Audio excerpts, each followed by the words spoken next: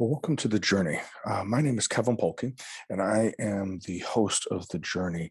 And The Journey is a show that primarily focuses on stories of transformation, individuals that may have at one time or another struggled with some type of setback or some kind of obstacle. And they share their experience with that setback and what they learned by going through that setback, and then what are they then able to, as they transform from that experience, how they're able to then carry that message on to other people to give hope. Today, I want to focus on a reflection, and um, and the reflection that I want to focus on is a prayer that that I was first introduced to back in the early '90s when I started working as an addiction counselor. Having grown up in a Lutheran church, I was very used to that particular liturgical style of a church service. And then later, having attended an Assemblies of God church and non-denominational churches later, I was introduced to um, some more, maybe less structured prayers that were done at during church services. I had also had experiences as I was as a competitive athlete, and then later getting into the counseling world, individuals that had been either uh, hurt, had negative experiences by the church, either hurt by the church or well, people that represented the church as a whole may have been hurt by it or felt rejected by them, or different aspects of a negative experiences. So when I was introduced to this particular prayer in Alcoholics Anonymous, when working with alcoholics and addicts, um, it was an interesting piece because in the 12 steps they refer to God as you understand Him. Um, they refer to it as a higher power, not tied into any particular major religion. They focus on the idea of spirituality over religion or religiosity. I know for me, my religious upbringing in Christianity was a foundational piece in which was instrumental into building off of. And over time, that has continued to continue to grow and develop over the 50 plus years of my life. Um, I think that there are some very much some universal truths that I've come to realize in my understanding of the major religions of the world. And this particular prayer that I'm going to share is, I think, a prayer that can be used regardless of where a person's at regarding their religion or a lack of religion. This idea of a higher power that we're going to refer to as God, um, how that can be some guidance as we're going through daily life.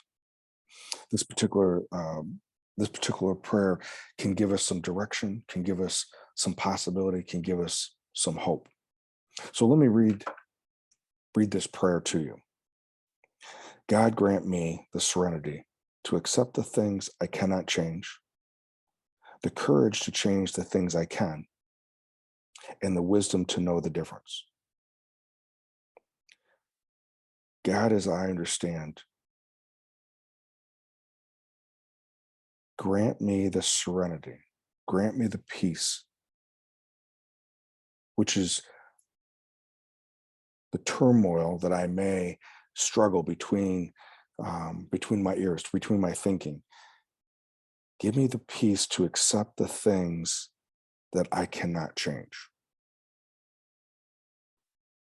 Give me the courage to take the steps to change the things that I can. And grant me the wisdom to be able to know the difference.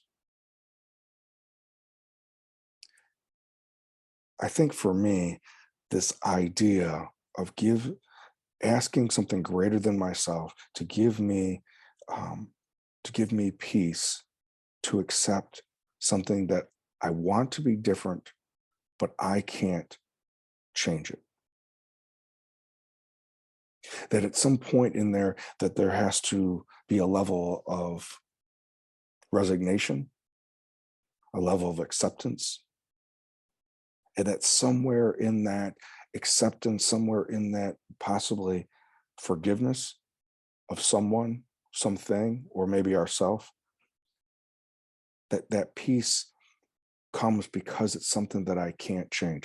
Typically, not always, it's typically about something that may have already happened, which I can't change. Or maybe it's has to do with somebody that I can't change either in now or in the future.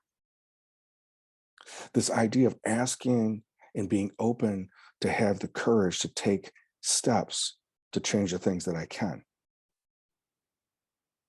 That I may be fearful of not being of not getting it right, even though that may be something that I can change. We used to say in when I first started counseling, is that this idea that all we have control over is our thoughts and what we do with our thoughts and our action. But I don't have control over other people, other places, and other things, but just my own thoughts and what I do with those thoughts. Do I hang on to them? Do I continue to entertain them? Do I continue to add to the story of the narrative that I'm sharing in my head? And I can control my actions. And this idea of the wisdom to be able to differentiate between the things I can't control and the things that I can control. I think the way that this prayer is set up, the way that this uh, sentence is set up, is that for us to humble ourselves, that something greater than ourselves, a higher power greater than ourselves, can help us have peace with the things that we can't change, the courage to be able to change the things that I do have control over, primarily my thoughts, my actions, and then be able to differentiate, have the wisdom to be able to see the difference. I would invite you to practice this prayer.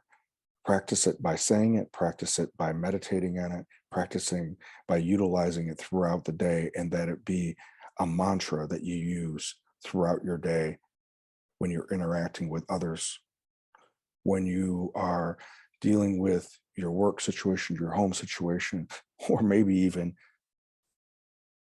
before you go down the path of complaining or expressing thoughts about the weather, things that clearly we don't have any control over, and being able to accept that, and then being able to know that I can have the courage to change the things I can.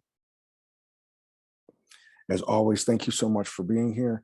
And this may be one of those episodes that you may be able to play more than once, and it may be one of those ones that you may need to keep, because in those times when we struggle, and we all struggle, to be able to play it over to remind that this little prayer, this three-part sentence, may actually be able to be there to guide you. As always, have a great week and look forward to being with you next week.